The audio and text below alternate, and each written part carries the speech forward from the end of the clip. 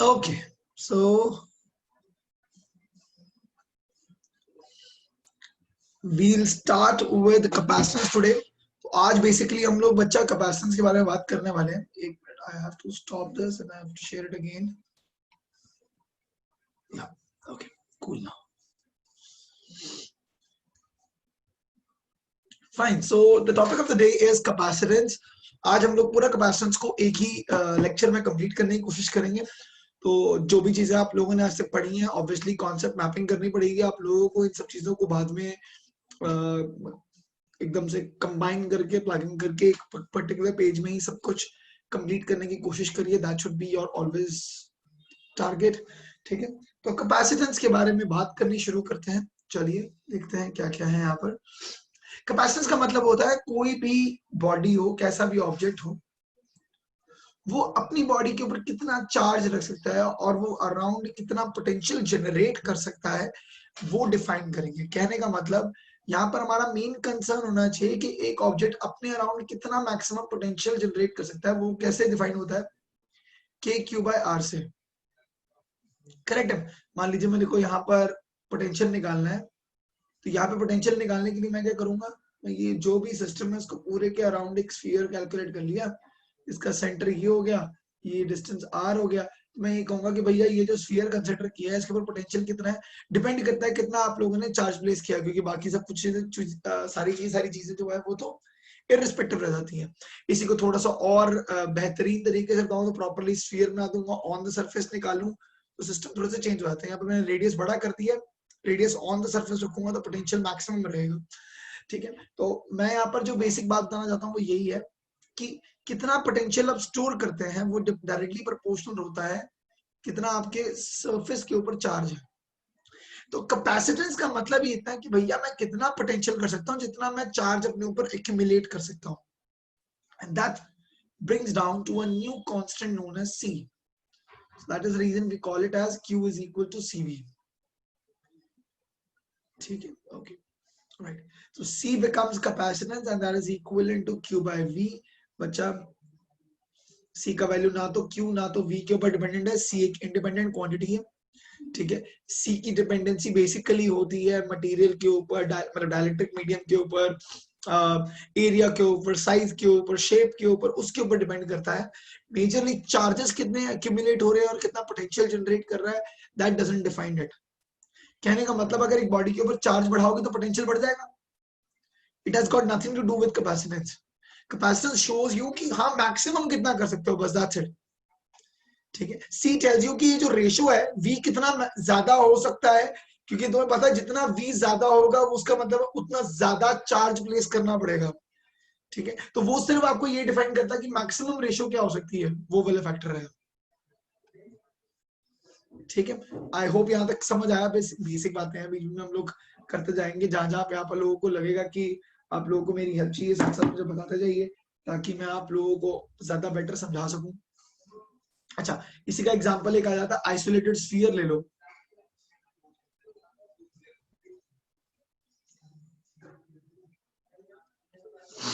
Isolated sphere ले लो. Isolated sphere का मतलब क्या हुआ, हम लोगों ने एक नॉर्मल स्फीयर बना दिया, मैंने उसको बोला कि इसकी कितनी कैपेसिटेंस है. तो आप क्या बोलेंगे, आप बोलेंगे ठीक है मैं एक काम करता हूँ, यहाँ पर कैपेसिटेंस निकालनी है तो हो जाएगा Q by V. सही है. अब मैं आपसे पूछूं कि ठीक है भैया वो तो आपने जो बोला सो सही है, Q upon V का मतलब क्या हो जाएगा, K Q by R, R being the radius of this particular isolated sphere. Q और Q कैंसिल हो गया, कैपेसिटेंस का फॉर्मूला क्या आ गया, 4 pi epsilon naught R. तो कभी भी कोई आइसोलेटेड स्फीयर आता है तो उसके ऊपर हमेशा जो कैपेसिटेंस रहती है वो कितनी रहती है, 4 pi epsilon naught R. इसके ऊपर भी कई बार क्वेश्चन आ चुके हैं, तो इसके ऊपर मेरे को बाई चांस क्लिक हुआ है क्वेश्चन, आप पहले इतना नोट कर लें क्योंकि मेरे को नेक्स्ट पेज में जाना पड़ेगा. या मैं इधर को नहीं कर रहा, अगले पेज पे करता हूँ. नोट कर लेंगे प्लीज एवरीवन, यहाँ पे यहाँ तक. कोई डाउट आएगा प्लीज बताएंगे, ऐसे नहीं बस हाँ हाँ बोलना है. नहीं समझ आया तो नहीं समझ आया मुझे बताएंगे. ठीक है, अब इसके ऊपर क्वेश्चन कुछ इस तरीके का आता है, नीट में तो आ चुका है, जेई के लिए नहीं आ सकता. लास्ट ईयर बोर्ड में भी आया ये क्वेश्चन, सीबीएसई बोर्ड में, कि एक स्फीयर है, एक ड्रॉप है, इस ड्रॉप के ऊपर अब पोटेंशियल, पेज टर्न कर दो प्लीज। एक स्फीयर है, स्फीयर के ऊपर पोटेंशियल V है, ठीक है। ये स्फीयर को नीचे फेंका तो वो 8 छोटे ड्रॉपलेट्स में कन्वर्ट हो गया, ठीक है। तो अब आप बताएंगे कि हर एक ड्रॉपलेट में अब कितना पोटेंशियल जनरेट हो रहा है, ये किसके ऊपर प्रोपोर्शनल रहेगा। तो ये बहुत आसान है कॉन्सेप्ट, क्योंकि आप देखिए चार्ज, ओके, चार्जेस जो है वो इक्वली डिस्ट्रीब्यूट होने वाले हैं। तो इस कंडीशन में हम लोग क्या करेंगे, ये गया, मान लीजिए इसका रेडियस कैपिटल R था, तो capital V was equivalent to 4 pi epsilon naught capital R, ठीक है। हम ये लेट कर लेते हैं कि let the complete charges capital Q on the system. अगर ये जाएगा और नीचे 8 स्फीयर्स में कन्वर्ट हो जाए, हर आइडेंटिकल स्फीयर का मतलब हुआ हर एक के ऊपर जो चार्ज है, charge on each sphere is nothing but Q by 8, ठीक है। अब आप चाहो तो वैसे तो डायरेक्टली कर सकते हैं, इतना कोई लोड नहीं है इसमें, ठीक है। आप देखिए 4/3 पाई R क्यूब,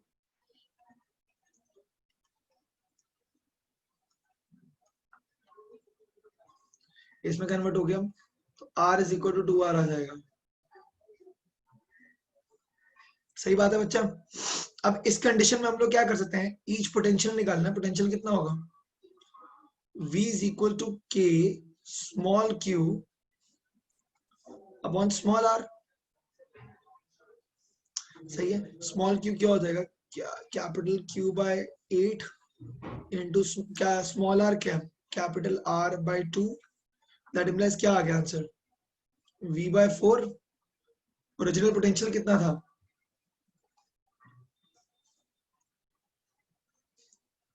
सही बात है, बड़े वाले स्फीयर पे, तो छोटे वाले हर स्फीयर पे पोटेंशियल कितना हो जाएगा, V by 4 V by 4 V by 4 V by 4 ऐसे निकाल सकता है, ठीक है। आप यहीं पर अगर आप डायरेक्टली कैपेसिटेंस निकालना चाहें तो कैपेसिटेंस तो सीधा रेडियस के ऊपर डिपेंडेंट है। तो capacitance of each sphere is nothing but 4 pi epsilon not small r। Small r का मतलब क्या हुआ, इसको ऐसे लिख दो या ऐसे लिख दो या इसको ऐसे लिख दो, एक ही बात है। कोई प्रॉब्लम है यहाँ पर क्वेश्चन समझने में,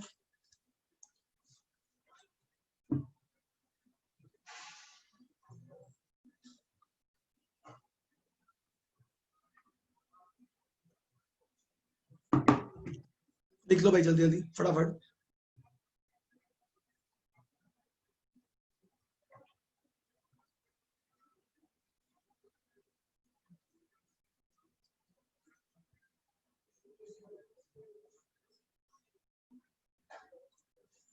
बाकी दो तरह के और मतलब 3 तरह के टाइप्स ऑफ कैपेसिटेंस की बात करें तो भैया 3 और कैटेगरीज आती हैं, बताता हूं मैं, इतना लिख लो।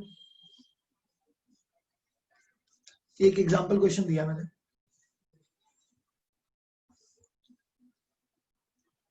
मैंने आपको सब डिटेल समझा दी कि क्या क्या हो सकता है।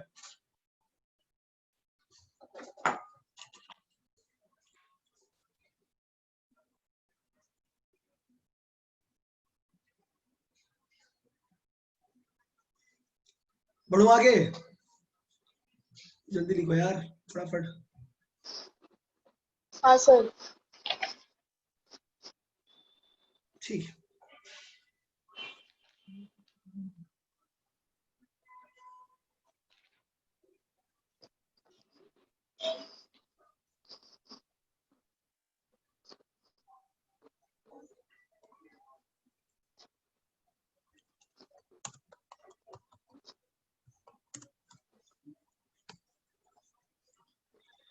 Okay next.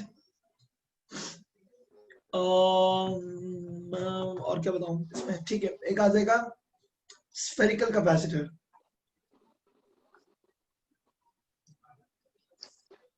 स्फेरिकल कैपेसिटर का मतलब क्या हुआ,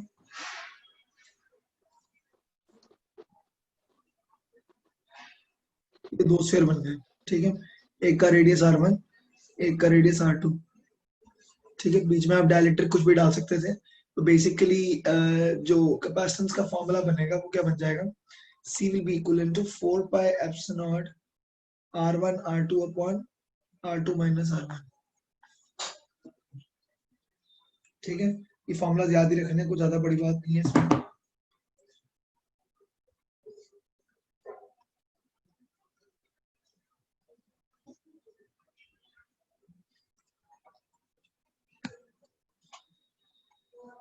कोई बात नहीं, आज मैं एक काम करूंगा, आज जाने से पहले ना लास्ट में 5 मिनट में जरा स्ट्रेटेजी बता के जाऊंगा आप लोगों को क्या क्या करना चाहिए।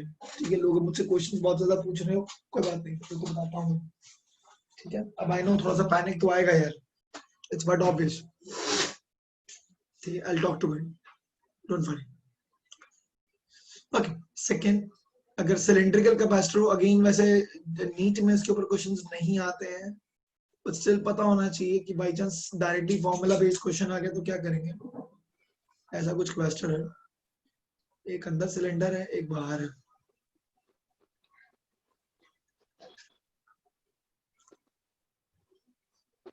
सर एनटीए में पूछा था ये। अच्छा, पूछा था, लो हाँ सर। लो, और क्या चाहिए फिर। R1 है, बार वाला रेडियस R2 है, इसकी लेंथ L है, तो इसका डायरेक्टली फॉर्मूला क्या आता है कैपेसिटेंस का। इसका फॉर्मूला आएगा 2 पाई epsilon not L ln of R2 by R1। ठीक है, किसी को डिराइव करना तो वो भी कर सकते हैं, बट चलिए जरूरत नहीं है आपको डायरेक्टली फॉर्मूला याद रखना है। तो दोस्तों अगर एनडीए में आया तो आप समझ सकते हैं कि देयर इज अ पॉसिबिलिटी कि ये पूछा जा सकता है।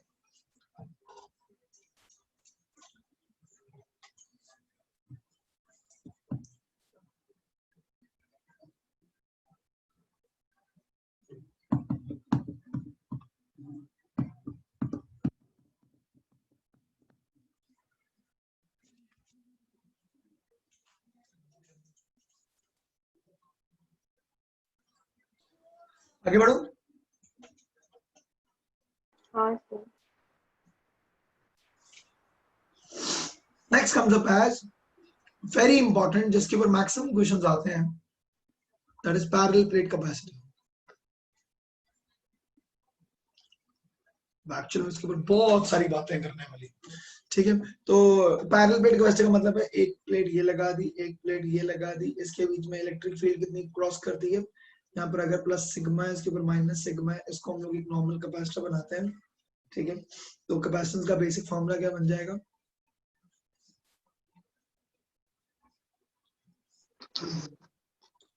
That is epsilon T. Epsilon not by D.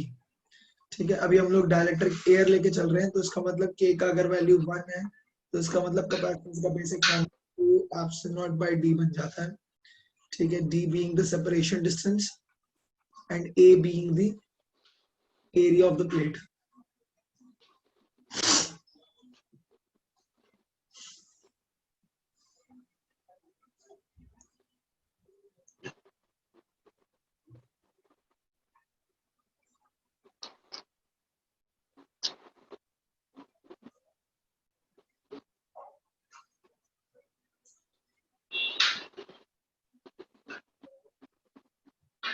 Okay,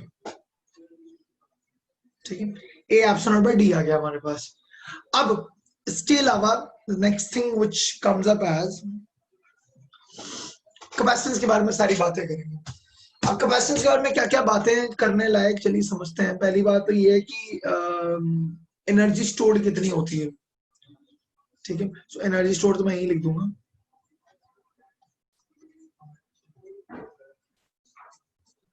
अब एनर्जी स्टोर के बारे में बात करें तो क्या आता है, U is equal to half CV square या Q स्क्वायर बाय 2C, आपकी मर्जी है, तो क्वेश्चन के ऊपर बेस्ड है कैसा क्वेश्चन आप देख रहे हैं।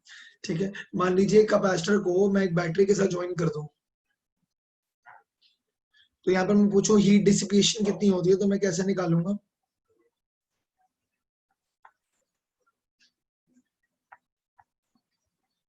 इतना समझ लीजिए, battery work done by battery कितनी है, QV। क्यूवी। Q मतलब CV, तो CV स्क्वायर आ गया। एनर्जी स्टोर्ड कितनी है, half CV square. So heat dissipation कितनी हो जाएगी, work done by battery half minus CV. Energy stored, that is equal to half CV square. इसका मतलब the capacitor has a efficiency of 50%. 50% of its energy gets stored and 50% is lost.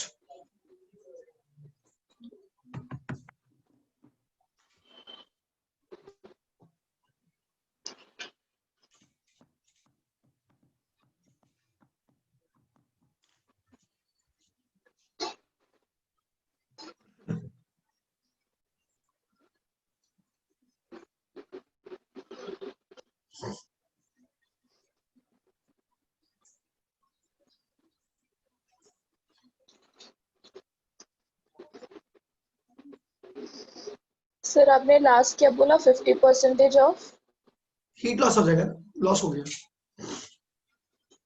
CV square main work done है battery का, half CV square store हो गया तो half CV square नुकसान हो गया, 50% ही हुआ ना। पर ये लॉस हमेशा हीट लॉस ही होता है ना? नहीं, हीट डिसिपेशन, सभी heat dissipation. Loss is heat, loss का मतलब ही हीट में फॉर्म में निकल गया। ठीक है, कॉमन नोटेशन है ये कि भैया कभी भी आपको लॉस के बारे में बात की जा रही है तो मतलब जनरली वो हीट लॉस ही होता है। आगे बढ़ो। कूल। और क्या?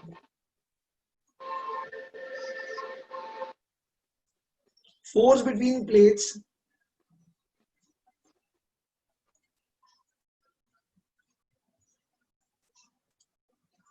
दोस्तों एक प्लेट यहाँ पे प्लेस कर दो, इसके ऊपर प्लस सिग्मा है, ठीक है। अगर ये प्लस सिग्मा है और यहाँ पर सामने माइनस सिग्मा रख देते हैं हम लोग, माइनस क्यू ले लेते हैं, एक चार्ज प्लेस कर दिया, ठीक है, प्लस क्यू माइनस क्यू ऐसे कर लेते हैं। इसकी प्लेट इससे एरिया कितना है, ए, ठीक है। मुझे इस पॉइंट के ऊपर फोर्स निकालनी है, तो पहली बात समझो ये प्लेट इस पॉइंट पे कितनी इलेक्ट्रिक फील्ड जनरेट करेगा, due to just the first plate, E1 ही है ये, E2 नहीं है। तो E1 का वैल्यू कितना आएगा, sigma upon 2 epsilon not, correct. एक चार्ज प्लेट के लिए सिग्मा को मैं चाहूं तो Q bye 2A epsilon naught लिख सकता हूं। अगर मुझे इलेक्ट्रिक फील्ड पता है तो मैं फोर्स निकाल सकता हूं, force will be equal to Q into E1, which means Q square by 2A epsilon naught। हाँ जी, कोई प्रॉब्लम, समझ आया ना। अब यहाँ पर देखा जाए तो आप जानते हैं इलेक्ट्रिक फील्ड वैसे कितनी है, वैसे होती कितनी है net, sigma upon epsilon not. आप चाहो तो यहाँ पर ही काम कर सकते हो, Q square by A square, A by epsilon naught लिख सकते हो।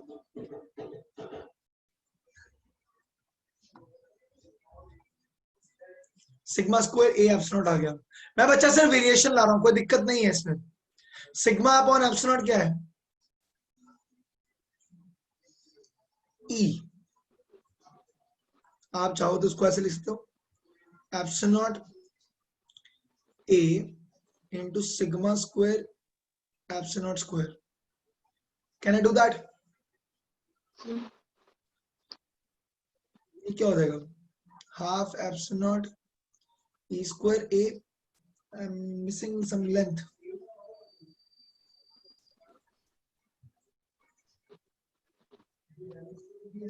ये फॉर्मूला डेंसिटी का लेंथ में सॉरी है, कुछ मिस किया गया। मेन तो फॉर्मूला ये है फोर्स निकालने के लिए, मैं एनर्जी में निकालने लग गया हूं आगे।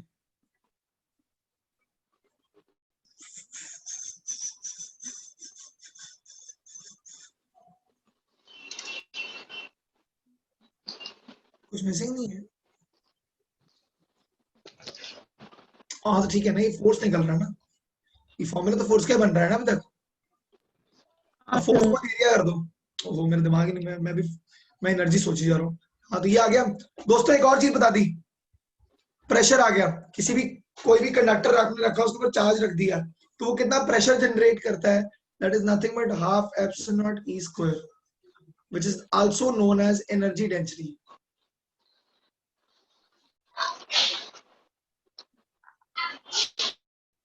एनर्जी डेंसिटी या प्रेशर दोनों एक ही फॉर्मूला देते हैं।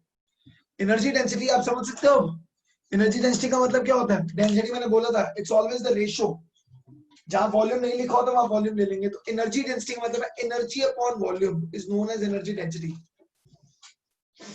ठीक है, आपको फोर्स पता है, आप चाहो तो यहाँ पे डिस्प्लेसमेंट लेकर आ सकते हो, इनटू एक्स कर दो, वर्क डन आ जाएगा, है ना। एरिया से मल्टीप्लाई करो, एरिया से डिवाइड करो, आगे आपको सेम फॉर्मूला आ जाएगा, you'll get the same conclusion, don't worry about it।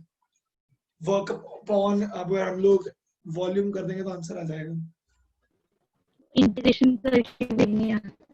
Sorry, integration करके भी अगर डिराइव करे तब भी सेम आएगा। मैं आपको इजी मेथड बता रहा हूँ और कुछ नहीं है। जिनको समझ नहीं आया है प्लीज सुन लेंगे।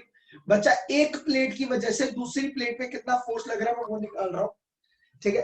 एक प्लेट जो है वो कितना फोर्स, कितनी इलेक्ट्रिक फील्ड जनरेट करता है, सिग्मा अपॉन 2 एप्सिलॉन।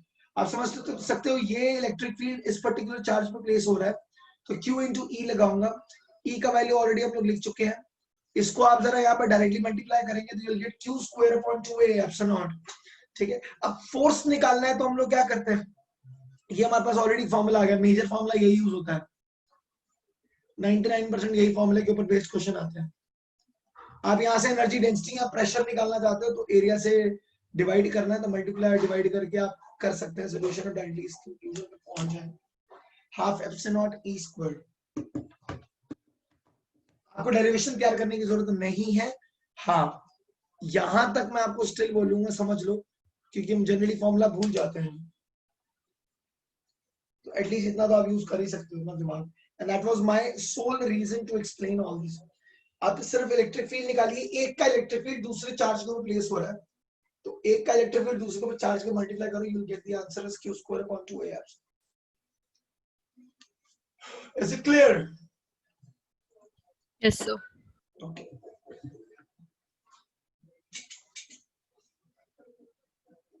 कई बार ऐसे क्वेश्चन आ जाते हैं, इसके ऊपर क्वेश्चन डायरेक्ट भी आए हुए हैं, ईट में भी आए हुए हैं, मेंस में भी आए हुए हैं। क्वेश्चन ऐसा गंदा, बंदे डर जाते हैं, पता नहीं क्या ही पढ़ा रहे हैं सर। ये देखो, स्प्रिंग कैपेसिटर खत्म, वो बोलता है फाइंड, इसका के कांस्टेंट दिया, find elongation of spring.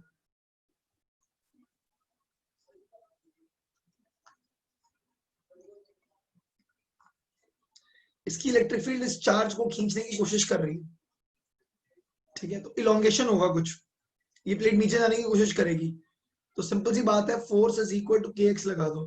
Force कितनी है, Q square upon 2a epsilon.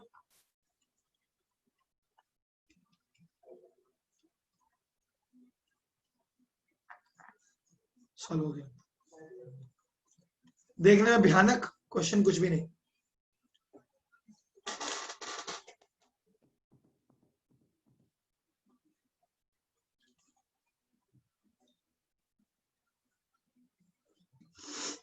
या तो हो गया तो आगे बढ़ो।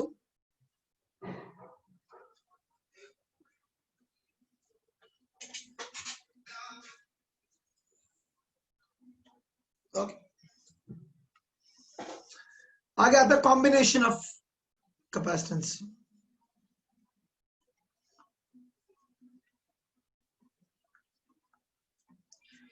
कैसे कॉम्बिनेशन होते हैं, सीरीज एंड पैरेलल।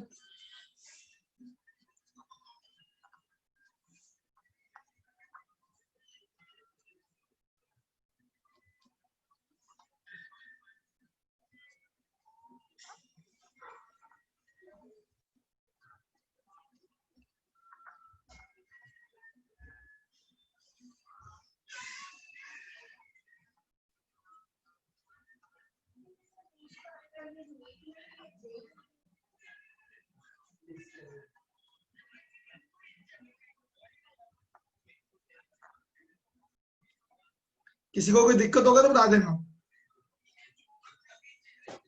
जैसे सीरीज में करंट कांस्टेंट होता है, यहाँ पर क्या कांस्टेंट होगा, चार्ज, और पोटेंशियल डिवाइड्स।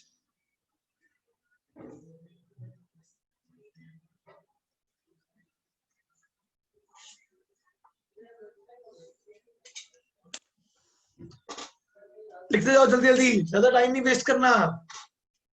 कैपेसिटर छोटा टॉपिक है, मैं खत्म करूंगा आज। ऑब्वियसली इतना छोटा भी नहीं है, आरसी सर्किट कराने हैं, पर आरसी सर्किट के लिए मैं एक पूरा लेक्चर रखूंगा, thermal effect and RC circuit के ऊपर।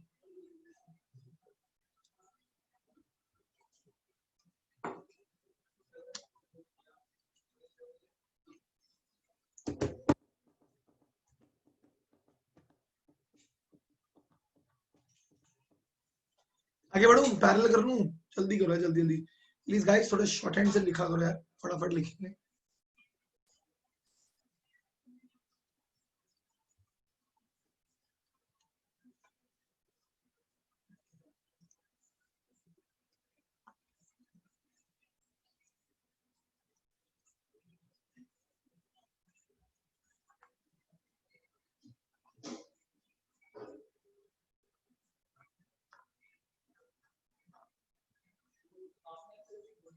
C1, C2, Cn.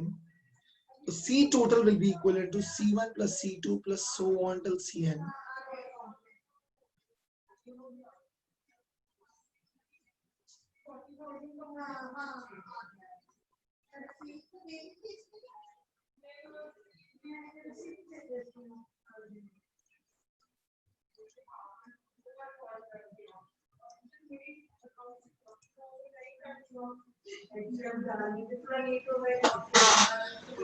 बच्चे अभी मैं पढ़ाऊंगा साधक जो आप मुझसे पूछ रहे हैं ना। हाँ सर। हाँ ये बच्चा मैं कल परसों पढ़ाऊंगा। कल क्या है, कल करंट इलेक्ट्रिसिटी 1 है, परसों करंट इलेक्ट्रिसिटी 2 है। हाँ करंट इलेक्ट्रिसिटी 2 सेशन में पढ़ाऊंगा मैं। Okay sir. फिलहाल के लिए पेशेंस रखिए। वैसे डिस्चार्ज का फॉर्मूला है, ठीक है। डिस्चार्जिंग ऑफ अ कैपेसिटर का जो चार्जेस जो डिके होते हैं ना, डिके का कर्व का फॉर्मूला है जो तुमने लिखा मेरे को, ठीक है। फिलहाल जानने की जरूरत नहीं है, स्टेप ऑन स्टेप हम लोग जाएंगे, जल्दीबाजी करके कोई फायदा नहीं है। Okay parallel combination series combination हो गया बेटा। बाकी सर 1 मिनट के लिए सिर्फ एक लास्ट स्लाइड एक बार बता दो दोस्त, जल्दी जल्दी कर लो। सर डाइलेक्ट्रिक्स भी आज करेंगे। हो गया सर। हाँ कर दूंगा मैं, इसमें मुश्किल क्या है। हाँ तो तेरा वो ऐसे हमारा डाइलेक्ट्रिक से तेरा क्वेश्चन याद आ गया, वाह। सर हो गया। तेरे जमाने पहले सर क्वेश्चन मैं वही सर मैं दुनिया महीनों से इंतजार कर।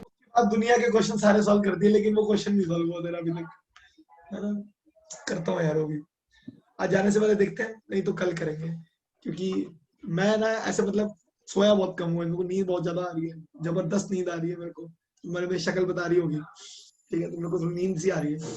मैं 3 बजे मूवी देख रहा था, उसके बाद मैं जब सोया हूँ सुबह, दोस्त मेरे घर समुंदर बना हुआ था, क्योंकि रात को नल का खुला छोड़ गया और वो पानी मेरे पूरे घर में फैल गया। तो बहुत मजा आया सुबह सुबह मेरे को। 7 बजे, 3 बजे सोया, 7 बजे उठ गया हूँ, तो तब से उठा ही हूँ मैं। तो मेरे को अभी आ रही है मस्त वाली नींद। मेरा पहले दिल कर रहा था कैंसिल करने का, फिर मैंने कहा नहीं यार कैपेसिटेंस कर लेते हैं, छोटा सा ही टॉपिक है, इसमें ज्यादा दिमाग मेरा चलता नहीं है। मेरा पेट टॉपिक में से एक है, मैं कितना भी पढ़ा दूं, तो नींद में ही पढ़ा दूंगा ये तो मैं। लिख लो भैया आगे। हाँ तो कॉम्बिनेशन देख लेते हैं सीरीज पैरेलल का। तो मैंने आइडेंटिकल के बारे में बता दिया है, बाकी बच्चा। हाँ एक और पहले मैं कैटेगरी समझा दूं कि कैसे क्वेश्चंस तो कर लेंगे हम। मैं काम करता हूँ, पहले मैं आपको ये समझाता हूँ कि कैटेगरी ऑफ क्वेश्चंस को कैसे सॉल्व करते हैं। सीरीज पैरेलल हो गया है, इसमें बचा बाकी व्हीटस्टोन ब्रिज है।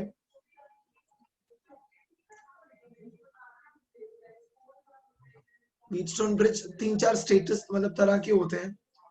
मैं पहले आपको अलग अलग डायग्राम्स ऑफ व्हीटस्टोन ब्रिज दिखा देता हूँ। सब जानते हैं व्हीटस्टोन के बारे में, मैं ज्यादा अपना टाइम वेस्ट नहीं करूंगा व्हीटस्टोन को डिस्कस करने में। मैं सीधा फॉर्मूला बता दूंगा।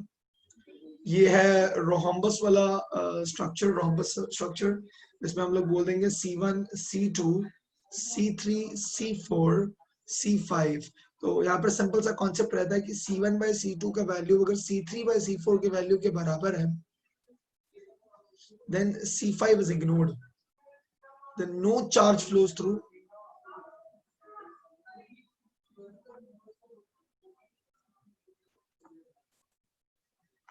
पहला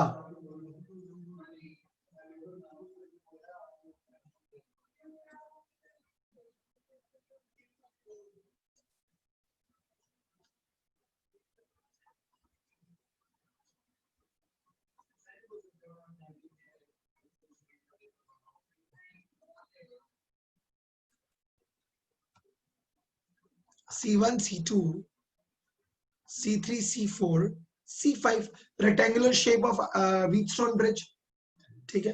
फटाफट ड्रॉ कर लीजिए दोनों की, मैं नेक्स्ट पेज पे जा रहा हूँ, फिर नहीं तो लोग बोलेंगे सिर्फ पिछले पेज पे जाओ, ठीक है। तो मेरी कंटिन्यूटी ना ब्रेक करे दोस्तों, मैं दोबारा बोल रहा हूँ, थोड़ा नींद में हूँ, ऐसे ही फालतू की ऊपर नीचे हो जाएगा वो पेज, ठीक है।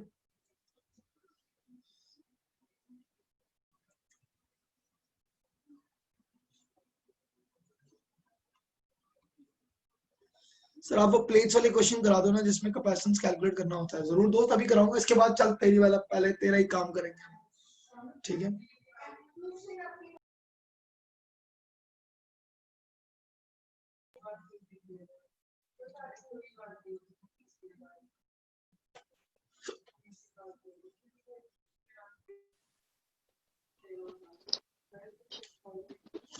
आगे बढ़ो, बस हो गया यार, इतना नहीं टाइम वेस्ट होगा। हाँ, थर्ड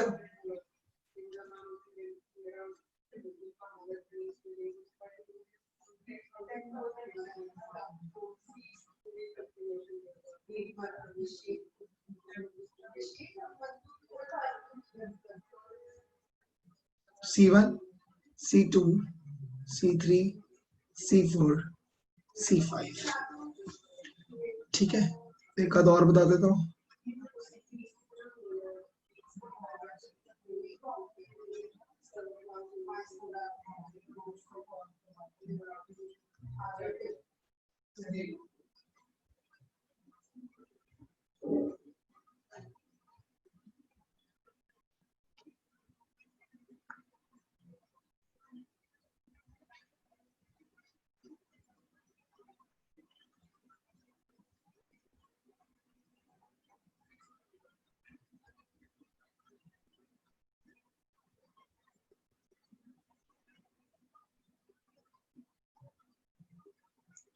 C1,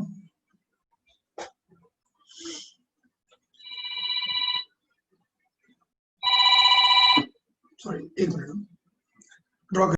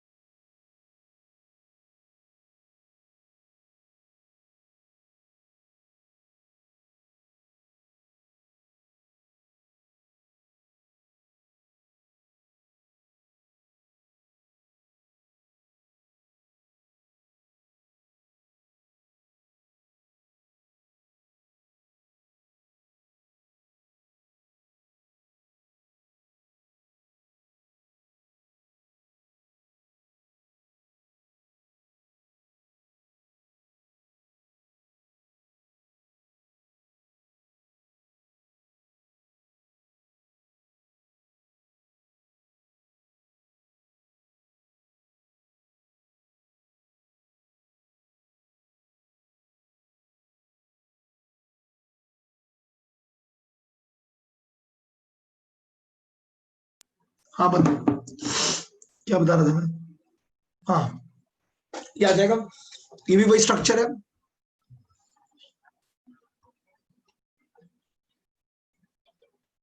हाँ जी, ये सारे केस में व्हीटस्टोन ब्रिज अप्लाई होगा, इसलिए मैं व्हीटस्टोन के एग्जांपल दे रहा हूँ बेटा। ये सारे में आप लोग जो C1 C2 है वही चीज है, किसी this upon this is equal to this upon this, then ये किसी काम का नहीं है। सेम गोज ओवर हियर, अगर मैं यहाँ से बोलूँ ये C1 है और ये C2 हो गया,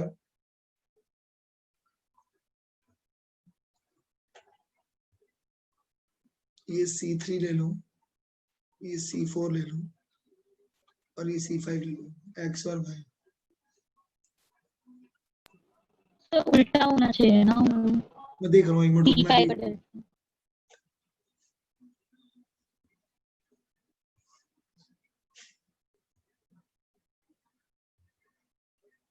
हाँ इधर C2 होगा ना, ये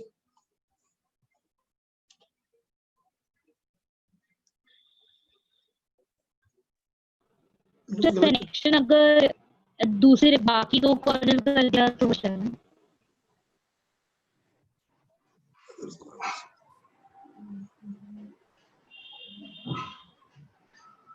अच्छा कुछ गड़बड़ नहीं होगी? हाँ, तो C5 के कनेक्शंस चेंज कर दे तो गड़बड़ हो रही है, बिल्कुल बिल्कुल। तो वही X5 को उल्टा कर दो तो X5 गलत ड्रॉ कर दिया मैंने अभी, ठीक है। C1 और C2 में डिवाइड हुआ, बिल्कुल C1 और C2 के बीच में सफाई कनेक्टेड है। अब ठीक है, ये सारे के सारे केसेस व्हीटस्टोन ब्रिज के हैं। कैसा भी स्ट्रक्चर आ जाए, square shape, linear shape,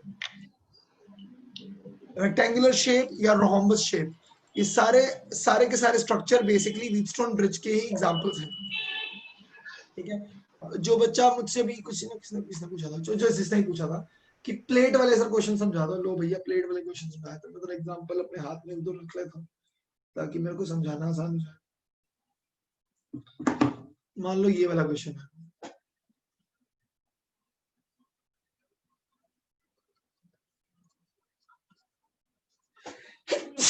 sorry,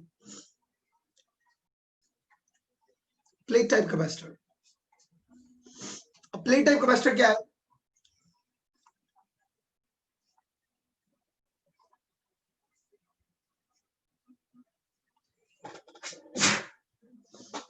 A and B, and we are connecting these two.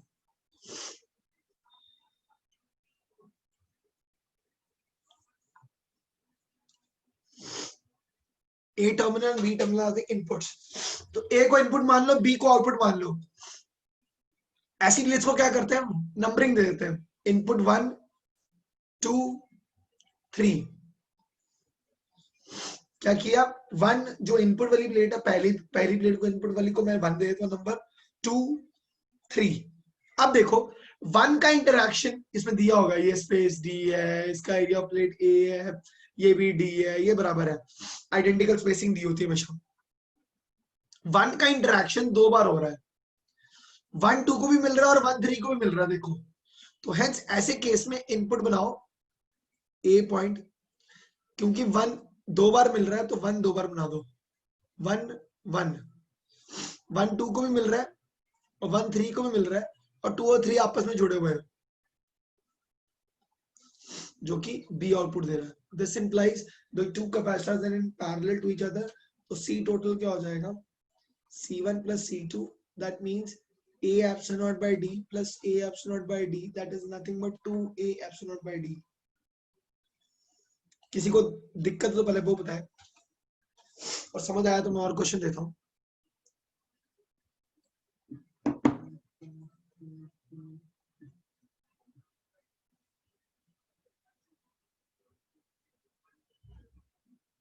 Sir ये प्लेट टाइप कैपेसिटर वापस एक्सप्लेन कर सकते हो? Plate type capacitors, okay, thank you. हाँ जी, एक प्लेट ये रही, ठीक है, जिसको नंबरिंग दे दी मैंने 1, और इसके आसपास वाली जो 2 प्लेट्स लगी हुई है मैंने उसका नंबरिंग दे दी 2 and 3। अब देखो A अगर इनपुट है और B अगर आउटपुट है, तो इनपुट वाली प्लेट दोनों के साथ इंटरेक्ट कर रही है, देखना 1 का इंटरेक्शन 3 के साथ दिया और 1 का इंटरेक्शन 2 के साथ दिया, तो हेंस 1 2 बार इंटरेक्ट कर रही है, इसलिए हम लोगों ने एक ही टर्मिनल से 1 को 2 बार बना दिया, और फिर एक बार उसको 2 के साथ इंटरेक्ट करा दिया, एक बार उसको 3 के साथ इंटरेक्ट करा दिया और मिक्स कर दिया और B बन गया। सही है, अभी और क्वेश्चन देता हूं, समझ आएगा और बेटर।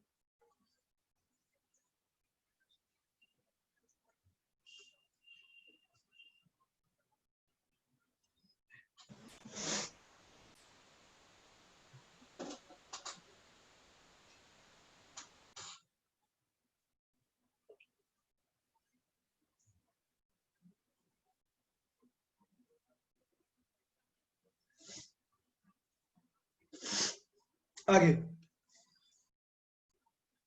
एक आधा क्वेश्चन खुद ट्राई करो, समझ आएगा बेटर।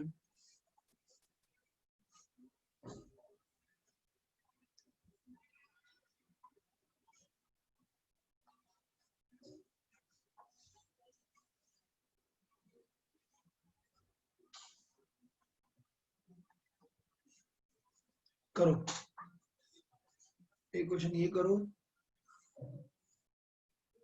एक आधा क्वेश्चन और देता हूं, ठीक है।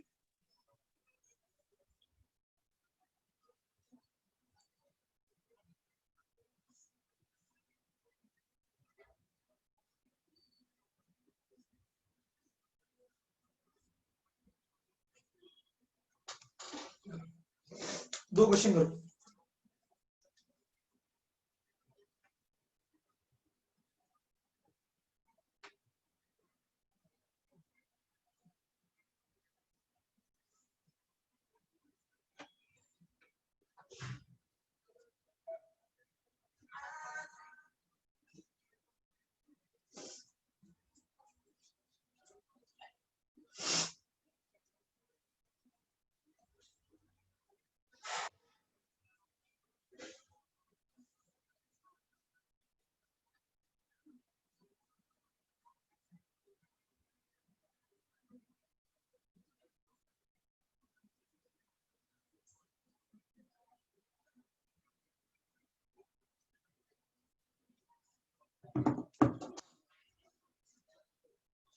ओके मैं साथ साथ सॉल्व कर रहा हूँ। प्लेट्स की नंबरिंग डाल दीजिए, इनपुट x ले लो, फर्स्ट प्लेट है, इस प्लेट का नंबर 2 डाल दीजिए, इस प्लेट का नंबर 3 डाल दीजिए और आउटपुट वाली प्लेट को नंबर 4 डाल देता हूँ मैं। अब 1 देखिए 2 और 4 दोनों के साथ कनेक्ट कर रही है, तो मतलब मैं x टर्मिनल से 1 प्लेट को पहली बार तो 2 बार बनाऊंगा, 1 and 1। अब 1 को अगर मैं 2 के साथ इंटरेक्ट करूं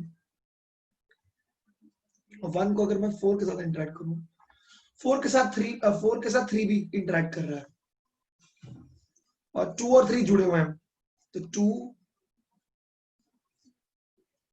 और 3 जुड़े हुए हैं, 3 का कनेक्शन 4 से करो क्योंकि 4 भी 2 बार आ रहा है, and this becomes 5।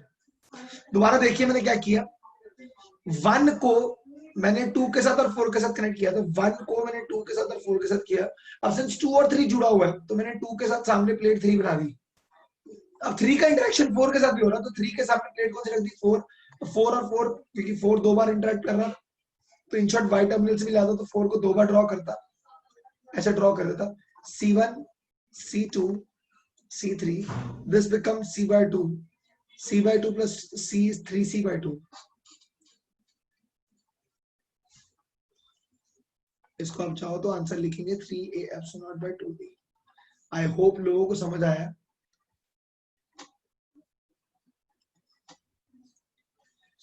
Sir and please वो वाला क्वेश्चन भी बताओ ना जिसमें रिजल्टेंट कैपेसिटेंस और इंडिविजुअल कैपेसिटेंस दिए होते हैं and number of capacitance connected in series and parallel respectively find out करना होता है। करंट इलेक्ट्रिसिटी, बेटा करंट इलेक्ट्रिसिटी में ही पूछता है वो क्वेश्चन, मैं कराऊंगा वो, ठीक है, जिसने मुझसे क्वेश्चन पूछा है, ठीक है, बताऊंगा मैं, करंट में ही बताऊंगा। ओके अब यहाँ पर भी प्लेट के नंबर दे सकते हो, 1 2 3 4, तो 1 2 बार पहली बात तो इंटरेक्ट करता हुआ दिख रहा है, तो 1 की इंटरेक्शन 2 बार बना दो,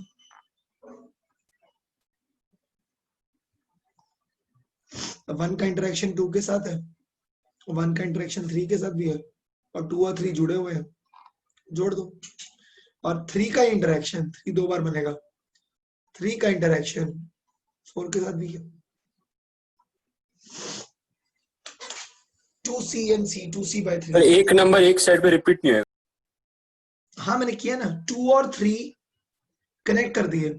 अब ये connecting line no potential line है एक्चुअल में, है ना, कॉमन पोटेंशियल होना चाहिए, और उसी लाइन के साथ मैंने एक और बार 3 बना दिया क्योंकि 3 2 बार इंटरेक्ट कर रहा है, एक बार 2 बार, तो जो भी प्लेट जितनी बार इंटरेक्ट करेगी उतने बार मैं उस प्लेट को ड्रॉ कर सकता हूं, ये रूल है। बेटा समझ आया कि नहीं? Yes, sir. Yes, sir. Good. अच्छा कोई क्वेश्चन बनाऊं? चलो ये लिख लो पहले, मैं क्वेश्चन बताता हूँ। ओह दिमाग में आया मेरे क्वेश्चन।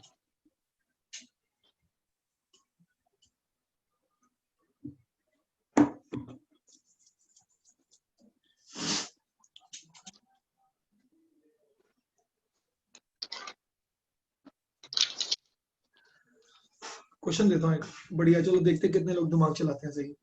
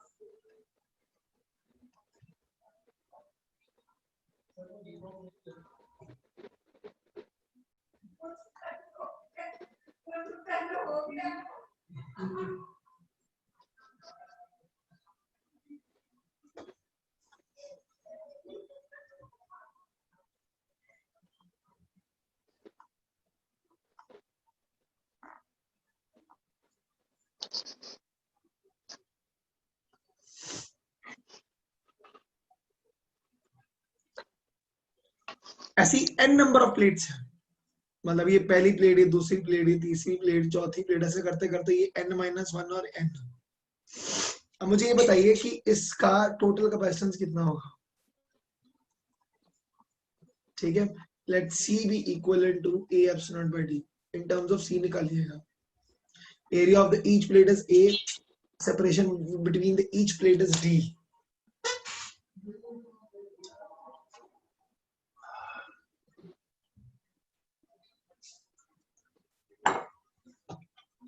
इतना टाइम नहीं लगाना, ठीक है, ऑप्शन दो।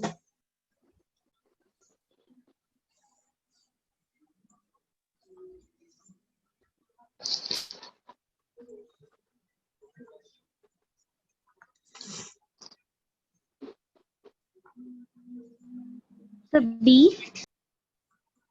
Sorry A MC।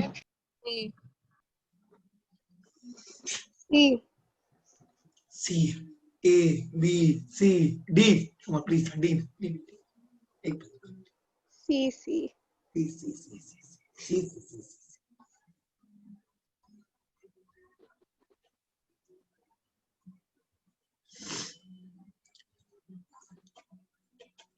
इतना मारूंगा ना मैं, इतना ज्यादा। ये एक कैपेसिटर है, 2, 3, 4 प्लेटें कितनी है n, तो टोटल कैपेसिटेंस कितने हुए। सर D होगा। पहली बात n-1 होगा, n तो खत्म ही हो गया खेल में से, और फिर एक ही प्लेट के साथ सारे जुड़े हुए हैं, तो मतलब क्या हुआ, सेम पोटेंशियल पॉइंट है, पैरेलल में आ गए।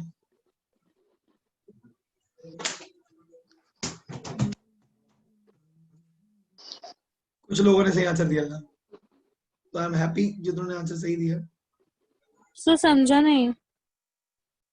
दोस्त पहली तो प्लेट लास्ट वाला कैपेसिटर छोड़ के बेटा ये 2 प्लेट मिलकर एक कैपेसिटर बना रहे ना, तो मतलब पहली प्लेट अकेली होती तो कुछ होता क्या, नहीं, कुछ नहीं होता।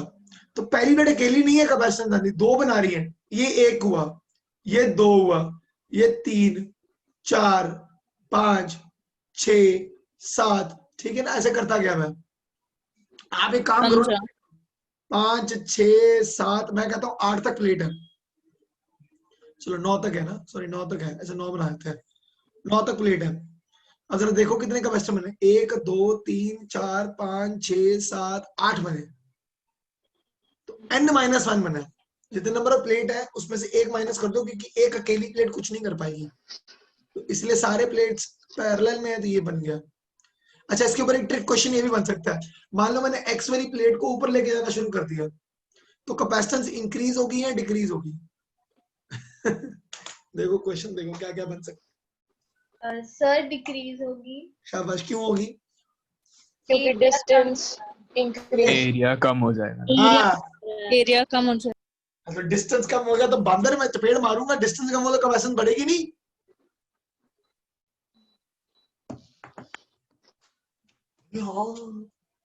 ये एंड में रियलाइज होता है, ऊपर लेके जा रही है तो एरिया ऑफ कांटेक्ट कम हो रहा है ना, ये प्लेट ऐसे में आ रही है तो एरिया कम हो रहा है। हाँ सर, एरिया कम हो गया तो मतलब कैपेसिटेंस घट गई। C is equal to A epsilon by D। ठीक है, ट्रिक क्वेश्चन में फंसते यार तुम लोग, को समझ नहीं आता क्यों फंसते हो, क्या मुश्किल था इस क्वेश्चन में, बताना मेरे को। अब लग रहा है ना चिंदी सा क्वेश्चन था, और देखने में भयानक, वैसे ही चिंदी लगने, क्या बेसिक कॉन्सेप्ट्स आते हैं तो ठीक है, नहीं आते तो गए। ठीक है, तो क्वेश्चन मुश्किल नहीं होते, ये एडवांस का प्रॉब्लम है। बताओ, ये कोई एडवांस का प्रॉब्लम है, भाग एडवांस का प्रॉब्लम है, नीट लेवल नहीं है ये, नीट थोड़ा सीईटी लेवल क्वेश्चन है, लेकिन नहीं, हम फंस गए।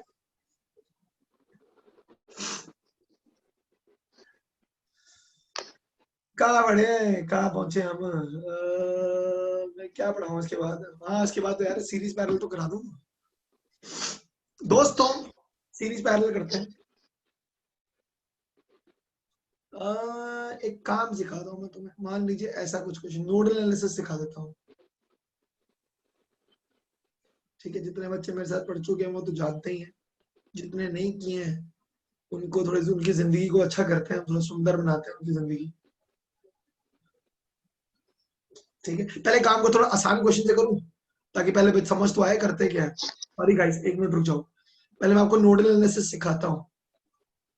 जिन्होंने आज तक अपनी जिंदगी में नहीं पढ़ा है तो आज आप कुछ नया सीखने वाले हो, और जितनों ने पढ़ा है वो तो जानते ही हैं कि इसी वजह से मेरी इज्जत थोड़ी सी बढ़ी ही है तुम्हारी नजरों में, है ना? सच्चाई है ये, क्योंकि इससे तुम्हारी लाइफ आसान की मैंने ना, दौड़ थोड़ी तो तोड़ती है। हाँ, तो ये आ जाएगा 5 माइक्रोफैरेड, 3 माइक्रोफैरेड, 6 माइक्रोफैरेड,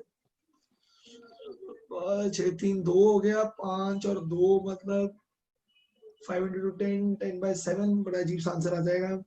इसको क्या लिखे, 3 लिख दें, 3 into 2, 9 आ गया, ठीक है, चल जो भी है यार, छाने पे क्यों फर्क पड़ता, चलेगा, ऐसे लिख देते हैं। यहाँ पे क्या कर सकते हैं, सोचो इसमें क्या करेंगे। मैंने पूछ लिया charge through each capacitor, charge through 6 microfarad capacitor कितना है।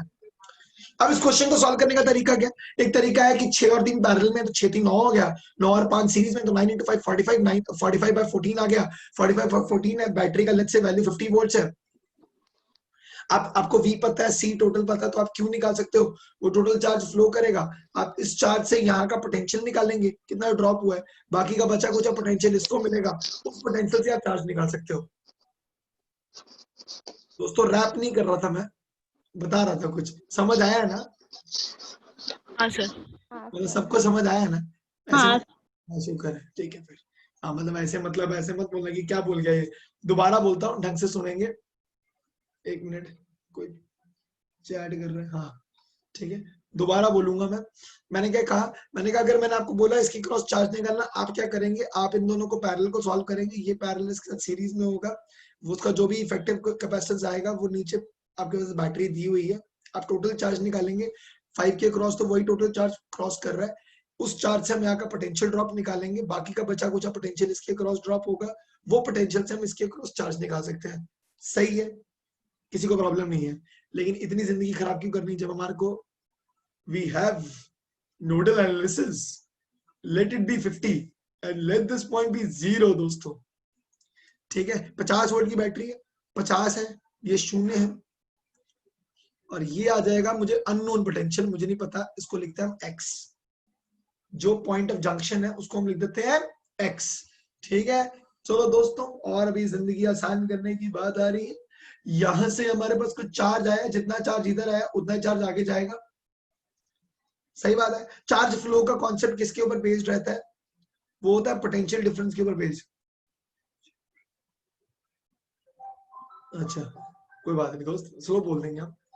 अभी तक ये समझ आया, एक्शन, ये पोटेंशियल समझ आया ना। अब देखो चार्ज का फॉर्मूला क्या होता है, CV, V मतलब पोटेंशियल डिफरेंस। अब हायर पोटेंशियल है, ऑब्वियसली x का वैल्यू 50 से छोटा होगा, तो जितना चार्ज एंटर कर रहा है उतना ही चार्ज एग्जिट करेगा, तो चार्ज एंटर कितना कर रहा है, 50 - x into 5 is equal to x - 0 into 3 plus x - 0 into 6।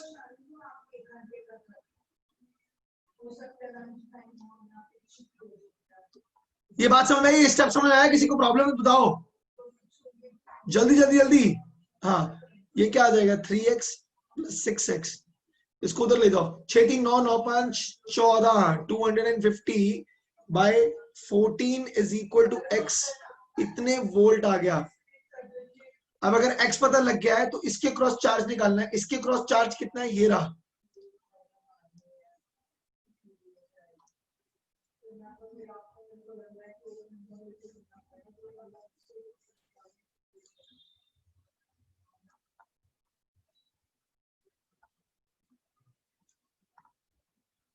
दोस्तों आंसर निकाल दिया मैंने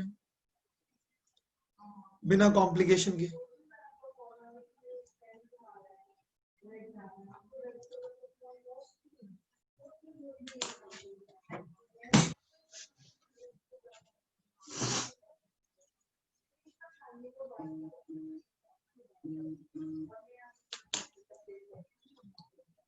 किसी को कोई दिक्कत है बताओ।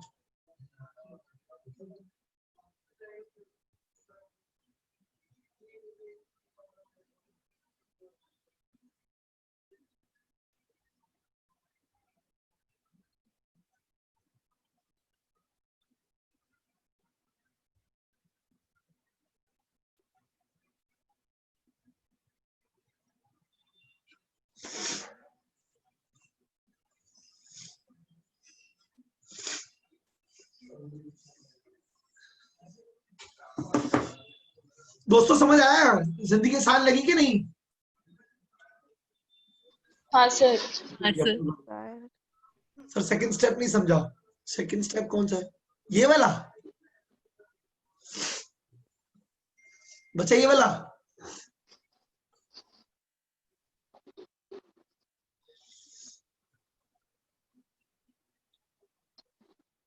Q6 तो बस क्यू इफेक्टिव को 0 लेना है ना, Q इफेक्टिव को 0। अबे KCL है यार, कुछ नहीं है। Kirchhoff current law है। The amount of current entering a junction is equal to amount of current leaving the junction. It is basically conservation of charge. आप इसको conservation of charge बोल दो, इसको KCL बोल दो, आपकी मर्जी है। अब देखो, किसी बच्चे को ये नहीं समझ आया कि Q6 कैसे निकाला।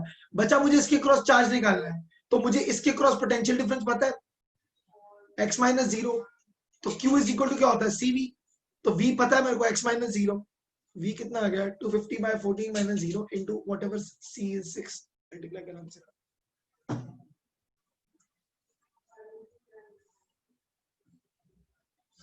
अब और जिंदगी कैसे आसान होगी? ओके सर, ठीक है।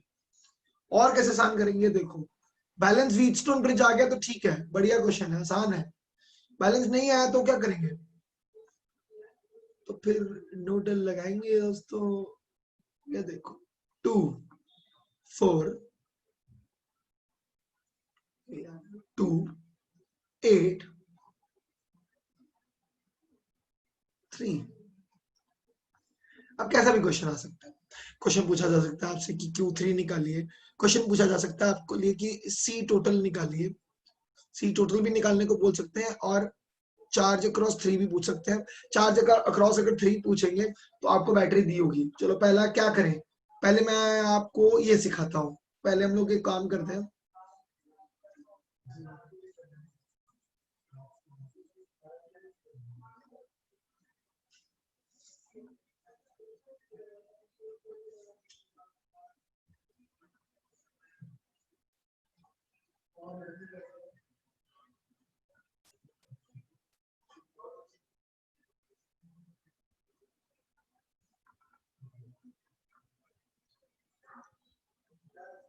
या sure Aishwarya, no problem. Okay, तो क्या करेंगे, लेट्स से इसको मान लेते हैं अपन, दिया हुआ है 50 वोल्ट्स।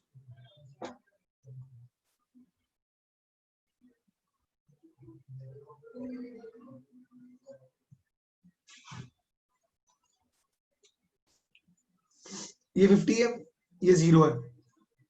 अब क्या करेंगे, अब यहां पर कुछ और पोटेंशियल ड्रॉप होगा और यहां पर कुछ और।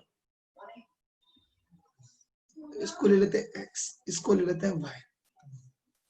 ये देख रहे हो ना, यहाँ से पोटेंशियल चार्ज आएगा, यहाँ पर कुछ पोटेंशियल ड्रॉप करेगा, यहाँ पर कुछ और चार्ज आएगा, यहाँ पर कुछ और पोटेंशियल ड्रॉप करेगा। ये पॉइंट और ये पॉइंट के ऊपर जो एक्स और वाई का जो पोटेंशियल पॉइंट्स है वो कुछ अलग वैल्यू है। अब ना मुझे एक्स पता है ना मुझे वाई पता है। अगर मुझे एक्स और वाई पता लग गया तो मैं Q3 निकाल सकता हूँ। ठीक है, find Q3।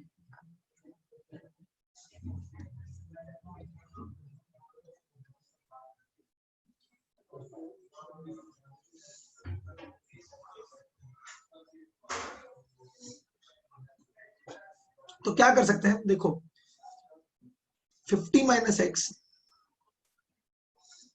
Into 2, 50 minus x into 2, देख रहे हो, amount of charge entering the junction is equal to amount of charge leaving the junction.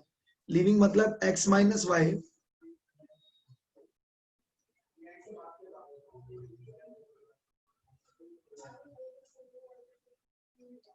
ठीक है, तो क्या हो जाएगा,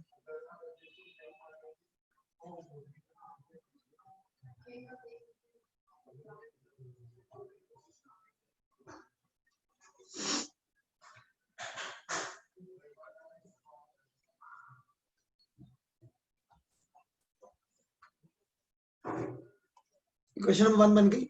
दूसरी क्या बनाएंगे, वाई के क्रॉस बना दो।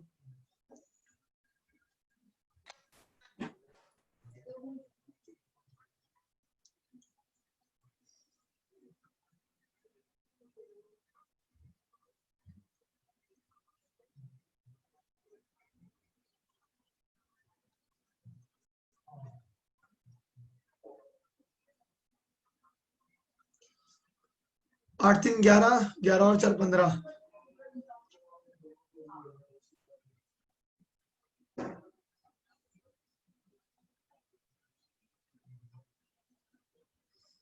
अब देखेंगे इसको कैसे सॉल्व करेंगे। आप कर सकते हो। अब तो सिर्फ साइमल्टेनियसली सॉल्व करना है।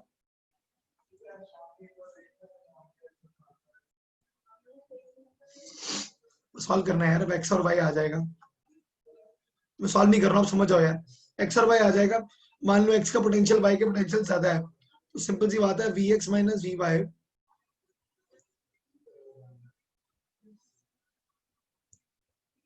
Q is equal to C V है ना।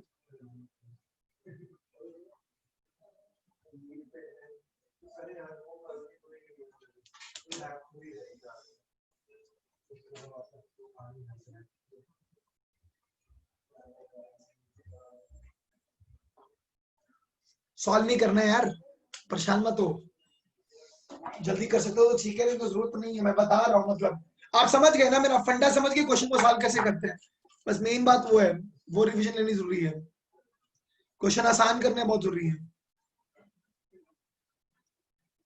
I'll do Ratika. I'll do it.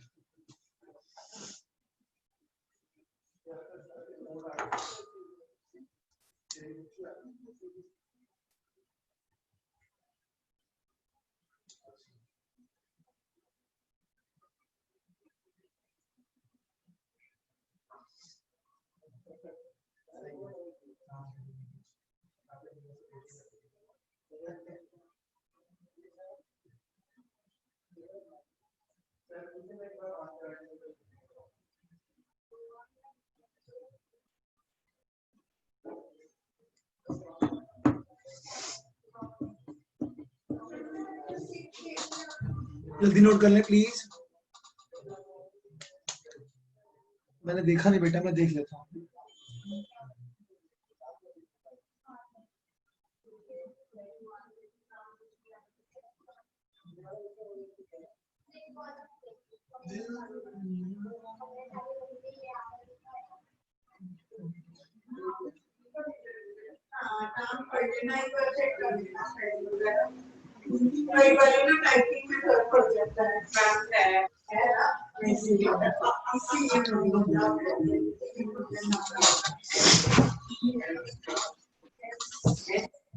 बस आगे बढ़ू मैं।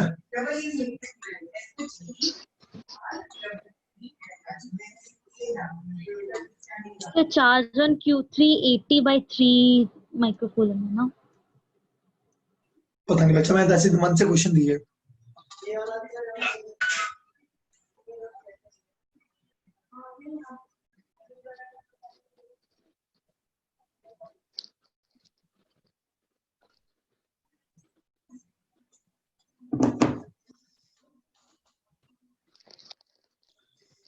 ओके नेक्स्ट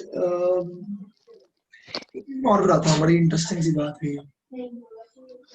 मान लीजिए आइडेंटिकल सर्किट्स हैं।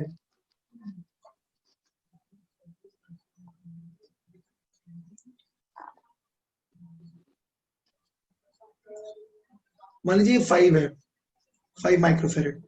ये 2 है, ये 4 है, ये 4 है, ये 2 है। अनबैलेंस व्हीट स्टोन है, करेक्ट। लेकिन ये देखिए ये वाला और ये वाला, ये वाला और ये वाला आइडेंटिकल है कैपेसिटर्स। ऐसे केस में आप जल्दी सॉल्व करने के लिए एक्स वाई लेने से बजाय आप ये भी कह सकते हो, मान लो यहाँ पर 100 वोल्ट है या 0 है। अगर इसके क्रॉस एक्स पोटेंशियल ड्रॉप होता है, या आप बोलते हो कि सर ये पॉइंट एक्स वोल्ट्स का है, इसका मतलब क्या हुआ, 2 के क्रॉस कितना पोटेंशियल ड्रॉप हुआ है 100 माइनस एक्स। मतलब वापसी में इसको भी तो 100 माइनस एक्स चाहिए होगा, तो इसको कितना लिख देंगे 100 माइनस एक्स। ये एक शॉर्टकट है जल्दी सॉल्व करने के लिए। ठीक है, ये सिर्फ तब लग सकता है अगर ऐसे आइडेंटिकल कैपेसिटर्स हो। कहने का मतलब ये इसका एप्लीकेशन और कल लगता है, मैं बताता हूँ।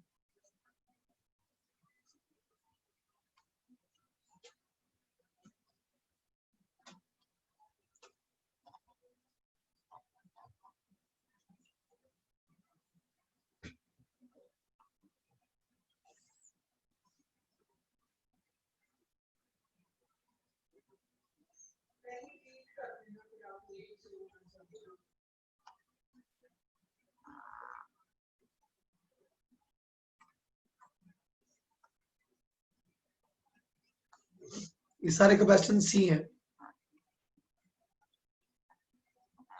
ठीक है। ए और बी के क्रॉस अगर मैं आपको इफेक्टिव सी निकालना है तो आप नोडल एनालिसिस भी यूज कर सकते हैं, आइडेंटिकल वाला, सिमेट्री वाला, या फिर आप फोल्डिंग मेथड यूज कर सकते हैं। फोल्डिंग मेथड क्या होता है, आप जरा देखिए इस लाइन के क्रॉस, ए बी के क्रॉस,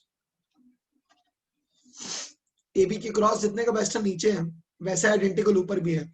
एक तरीके से सी पॉइंट से, ये सी पॉइंट का लाइन है, मिरर इमेज है, ठीक है। तो आप चाहो तो नीचे वाले लेयर को फोल्ड करके इसके ऊपर ओवरलैप कर सकते हो। अगर आप इसको ओवरलैप करोगे तो ये सी और ये सी पैरेलल हो जाएगा, ये सी और ये सी पैरेलल हो जाएगा, ये सी और ये सी पैरेलल हो जाएगा। इन शॉर्ट इसका इक्विवेलेंट सर्किट बन जाएगा सी सी, क्योंकि वो तो कॉमन लाइन है उसमें नहीं होगा, लेकिन ऊपर वाले आधे हो जाएंगे। ये हो जाएगा 2C,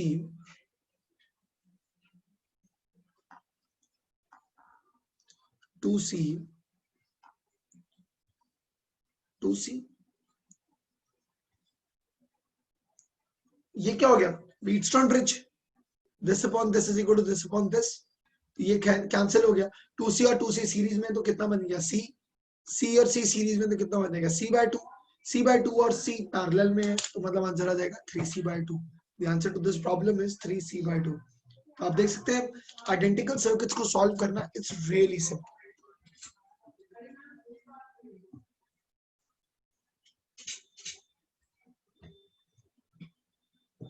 लास्ट वाला रिपीट कर सकते हो प्लीज? क्या ये क्वेश्चन पूरा के यही स्टेप नहीं समझ आया?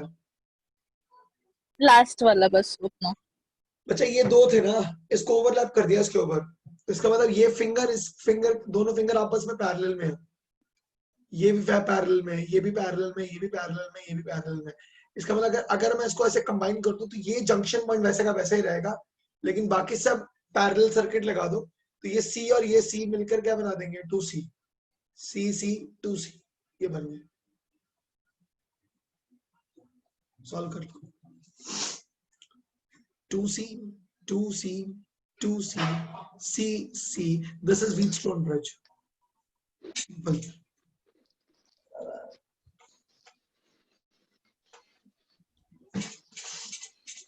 समझ आ गया, आगे बढ़ो, ठीक है। अब चाहो तो मैं वो वाले क्वेश्चन भी आपको एक आइडिया दे सकता हूँ, दैट इज इंफिनिटी वाले।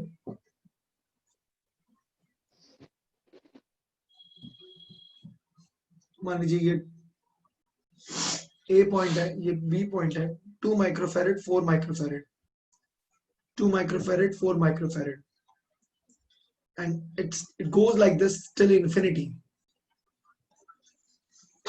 तो इस क्वेश्चन में एक ही चीज समझनी है, what is infinity minus 1? बस this is the solution to this problem. What is infinity minus 1?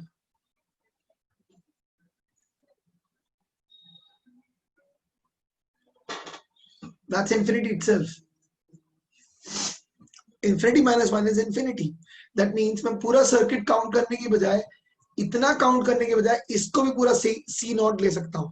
मान लीजिए my final conclusion is C total is known as C. इसका मतलब आंसर क्या आ जाएगा, infinity minus 1, मतलब पहला वाला कॉम्बिनेशन वैसे का वैसे रहने दो, इसका जो इफेक्टिव आंसर आएगा वो C के बराबर होगा। इंफिनिटी माइनस 1 का आंसर भी C के बराबर है, बस खत्म। इस क्वेश्चन को ट्राई करने का एक ही तरीका है कि आप इंफिनिटी माइनस 1 कर लो, पूरे हाथ में से ये बहुत दूर तक चल रहा है, तो हम लोग सिर्फ पहला सेगमेंट को अलग कर देते हैं, बाकी भी इंफिनिटी माइनस 1 है, इसका आंसर भी C है, इसको जब टोटल करेंगे तब भी C है। तो जो भी आपके पास आंसर आ रहा है तो 2 और 4 को वैसे रहने दो और फाइनली C ले लो। इसका जो टोटल आंसर आएगा भाई, C और 4C सीरीज में आ गए, सॉरी पैरेलल में आ गए, तो आंसर क्या आएगा, 2 4 प्लस C, सही है। तो C effective is equal to 2 into 4 plus C upon 2 plus 4 plus C, which is nothing but C effective is also C. So 8 plus 2C by 6 plus C. इसको तो ले जाओ, 6c plus c square is equal to 8 plus 2c, तो c square plus 4c minus 8 is equal to 0। कर सकते हैं solve, 4c है ना, अब सॉल्व कर दीजिए, आपको c का एक आंसर मिल जाएगा, net answer. I am not solving it, बस बेसिक बता रहा था मैं।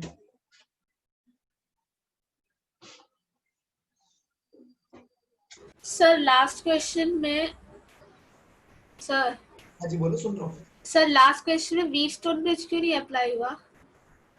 ये तो है व्हीटस्टोन ब्रिज लास्ट क्वेश्चन, कहाँ नहीं किया, ये देखिए ये तो है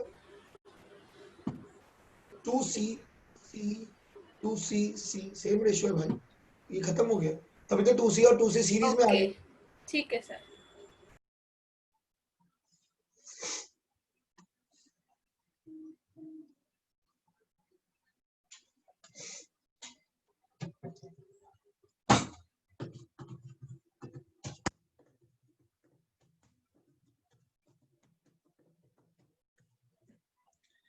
sir c effective equal to c how, ये कैसे समझेंगे, एक मिनट जरा।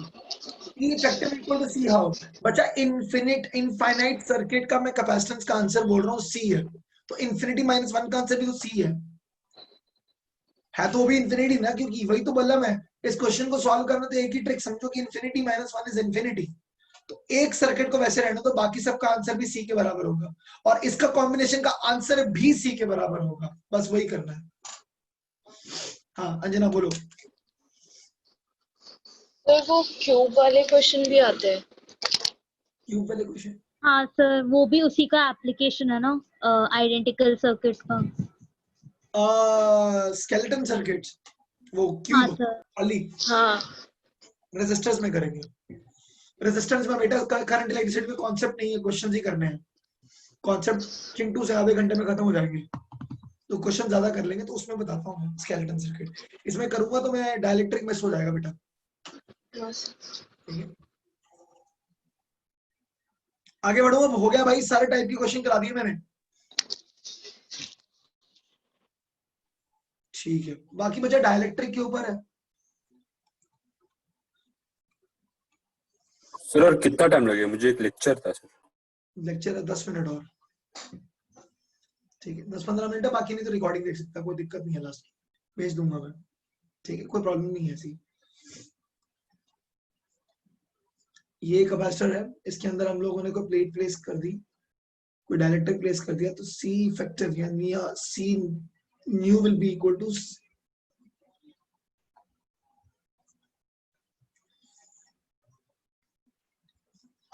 ए K epsilon not by D, ठीक है। बाकी बच्चा हो यार वो समझ लो, मेन तो क्वेश्चन इसके ऊपर आता है। अगर आप ऐसे प्लेस करते हो,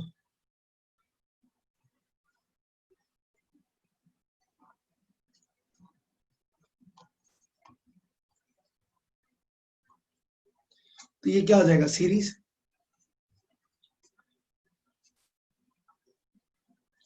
है ना।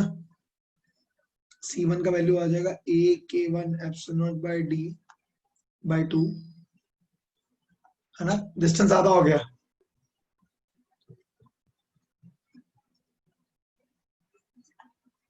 ये आ जाएगा, area stage the same, distance divides, this is series combination, you can solve it and you can find out the k effective.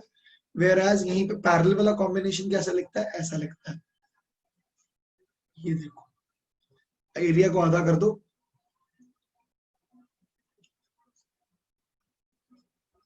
एक में k1 है,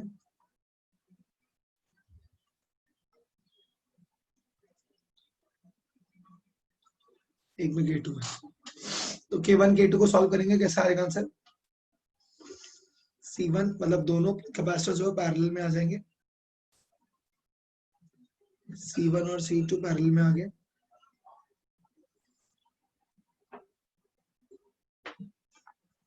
एरिया आधा हो गया, डिस्टेंस उतना ही रहेगा।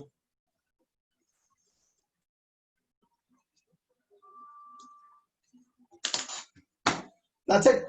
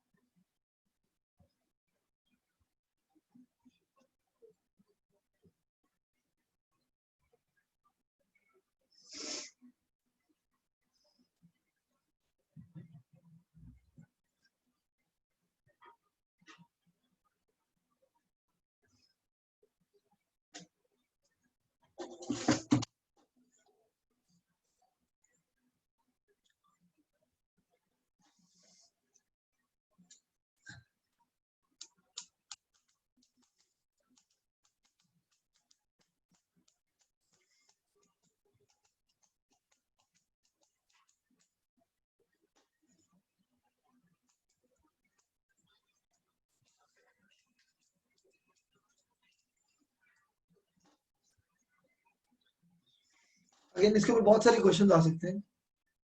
बच्चा जो तूने क्वेश्चन मुझसे पूछा है वो क्वेश्चन एलसीआर सर्किट का है। एसी करंट जब पढ़ाऊंगा ना बेटा तब एक्सप्लेन कर दूंगा, अभी मैं एलसीआर कैसे बता दूंगा, अभी नहीं हो पाएगा, इसीलिए डाउट नहीं सॉल्व किया। एलसीआर आएगा कर दूंगा क्वेश्चन, कोई प्रॉब्लम नहीं, खुद ही समझ आ जाएगा, बहुत आसान क्वेश्चन है वो। Okay sir.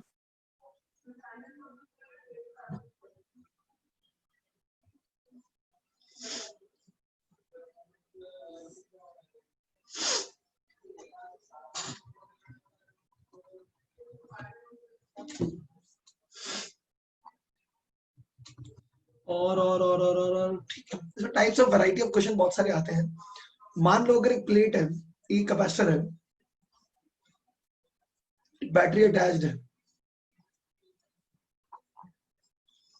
और एक डाइलेक्ट्रिक स्लैब को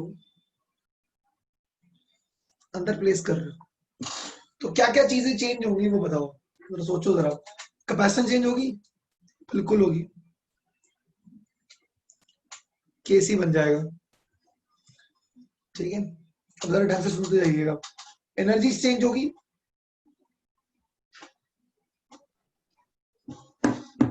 हाँ सर। हाँ सर। अच्छा वोल्टेज चेंज होगी, पहले यहाँ से कंफ्यूजन दूर करते हैं, नहीं क्योंकि बैटरी नहीं। अटैच है तो वोल्टेज चेंज नहीं होने वाली, ठीक है। अगर के टाइम्स कैपेसिटेंस के टाइम्स हो गया तो वोल्टेज उतना ही है, तो एनर्जी क्या होता है, हाफ सीवी स्क्वायर, वो भी हो जाएगा के टाइम, टाइम्स बढ़ेगी। है ना। अच्छा और चार्ज चेंज होगा, होगा ऑब्वियसली, हाँ, वी आ गया यहाँ पर। अगर आप चार कैपेसिटेंस के सी हो रहा है तो ऑब्वियसली चार्जेस को के क्यू होना पड़ेगा। और कुछ रहेगा कुछ डिस्कस करना चाहिए। इलेक्ट्रिक फील्ड चेंज होगी, नहीं होगी। अच्छा ये ध्यान रखने वाला है, बच्चे कंफ्यूज नहीं करना आपको, सिग्मा के बाय एप्सिलॉन हो जाना चाहिए था सर यहाँ पर, तो नहीं नहीं नहीं, सिंस वोल्टेज सेम है तो यहाँ पर आप E is equal to VD लगाइए, D उतना है, V नहीं चेंज हुआ तो E कैसे चेंज हो जाएगा, समझ रहे हो। अब यहाँ पर इसी का दूसरा कंडीशन, बेटा इसके ऊपर क्वेश्चन आते हैं डायरेक्ट एप्लीकेशन बेस्ड। सर तो इस केस में जब हम ये बोलते हैं कि ई चेंज नहीं हो रहा है, इसी कॉन्सेप्ट से रिलेटेड हम वो इंटरनल इलेक्ट्रिक फील्ड निकालते हैं ना। बिल्कुल। अब देखो ये ओपन एंड है और डाइलेक्ट्रिक को प्लेस करो अंदर, अब क्या क्या फर्क आएगा, अब देखो जरा, क्या V चेंज होगा, बिल्कुल होगा। अच्छा पहले क्या C चेंज होगा, बिल्कुल वो तो होना ही है, ठीक है, KC तो होगा ही होगा। क्या चार्ज चेंज होगा, नहीं, कंजर्वेशन ऑफ चार्ज लगेगा क्योंकि वोल्टेज नहीं दी हुई है। Q उतना है लेकिन ये इतना होगा तो ये क्या हो जाएगा, V बाय K। अगर ये V बाय K हो गया तो हाफ CV स्क्वायर, एनर्जी भी चेंज होगी। C K टाइम्स बढ़ा लेकिन वोल्टेज K टाइम्स घट गया तो U बाय K, और क्या E भी चेंज होगा, E बाय K।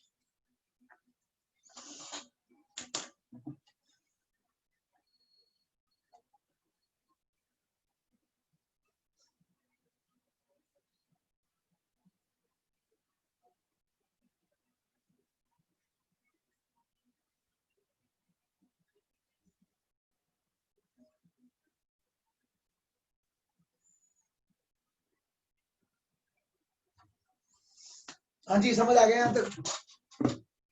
बाकी तो बच्चा टाइप ऑफ क्वेश्चंस है, अगर किसी को जाना तो जा सकते हैं क्योंकि बस के बाद आपने मेजर पार्ट पढ़ लिया है। मैं आप आगे तो क्वेश्चन ऐसी फालतू के क्वेश्चन ही ट्राई करवा रहा हूँ, ठीक है, जो टाइप वैरायटी के क्वेश्चन आ सकते हैं। जैसे सपोज कर लो एक क्वेश्चन ऐसा है, HCV का क्वेश्चन है,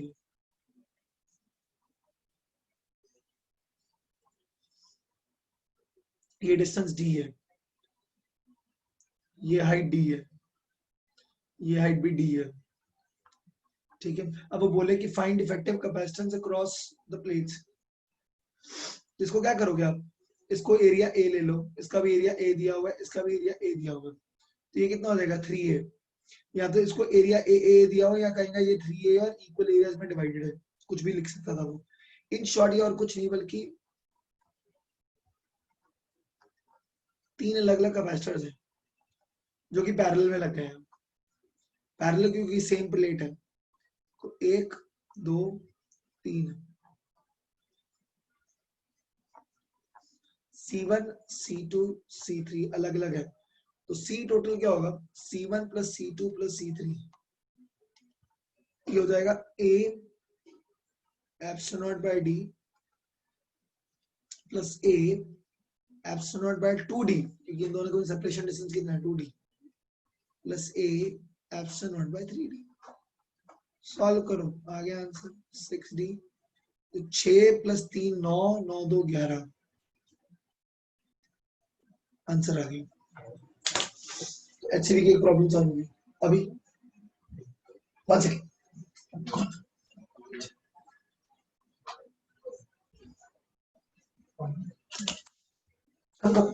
no, over there please. Hi.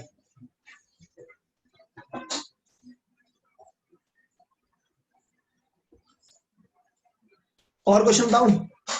Oh variety question है मेरे पास, मजेदार प्रॉब्लम। एक प्लेट ऐसे रख दी, ओह परेशान ही हो जाए।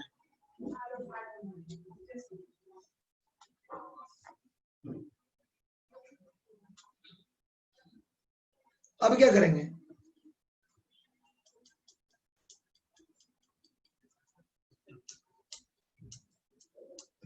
ये आएगा C total is equal to integration of DC। ठीक है, अब यहां देखो, एक कैपेसिटर इतने से प्लेट के लिए होगा, फिर इतना इतना इतना, सारे पैरेलल लग रहे हैं।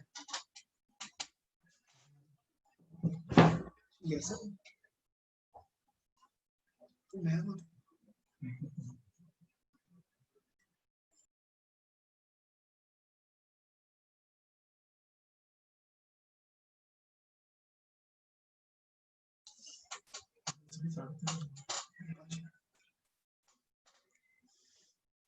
ठीक है, इसमें क्या करना है बच्चा, कुछ नहीं है, एक छोटा सेगमेंट ले लो।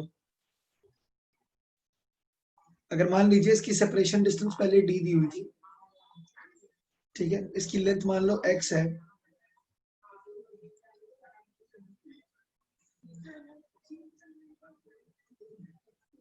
ये क्या हो जाएगा,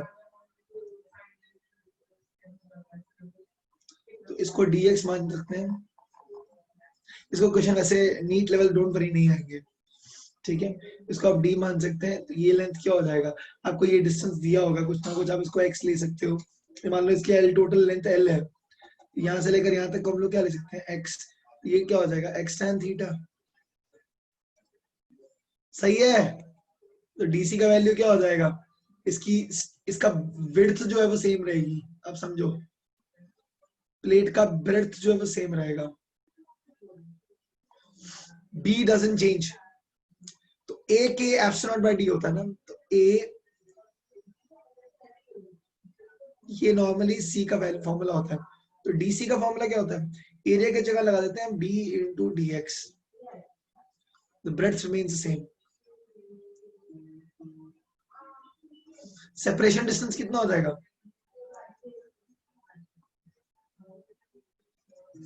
D plus x tan theta.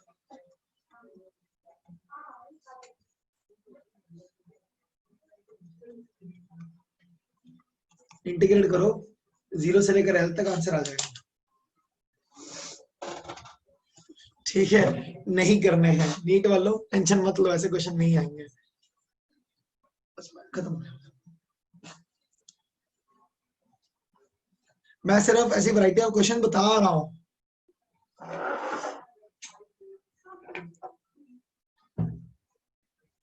बच्चा डोंट वरी, मैं बोल रहा हूँ नीट वालों के लिए नहीं करना ही है, डोंट टेक लोड, नहीं आएगा क्वेश्चन, एम्स नीट किसी में नहीं आ सकता, बहुत मुश्किल क्वेश्चन है ना। मेंस वाले, हाँ मेंस वाले पढ़ेंगे, मेंस वालों के लिए है काम का, है ना। ऐसी एक प्लेट ऐसे बना लो, 2 कैपेसिटर और बीच में फिट कर दो ऐसा डाइलेक्ट्रिक, एक ये एक ये,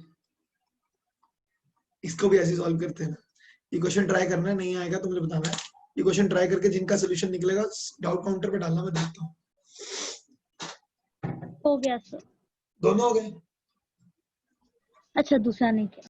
ये कर लेना, अभी मैं सिर्फ एग्जांपल देके छोड़ रहा हूँ, कर लीजिए एंड दैट्स इट। आज के लिए इतना ही है दोस्तों। ठीक है, नहीं समझ आया कोई दिक्कत नहीं है, मेरे को मेजरली आपको जो समझने वाली चीजें हैं बेटा वो यहाँ तक है, यहाँ तक बस। नीट वालों के लिए एक्सट्रीम प्रॉब्लम है, इससे ऊपर नहीं प्रॉब्लम नहीं आएगी किसी भी क्वेश्चन पेपर में, ठीक है। सो आई थिंक दैट्स इट।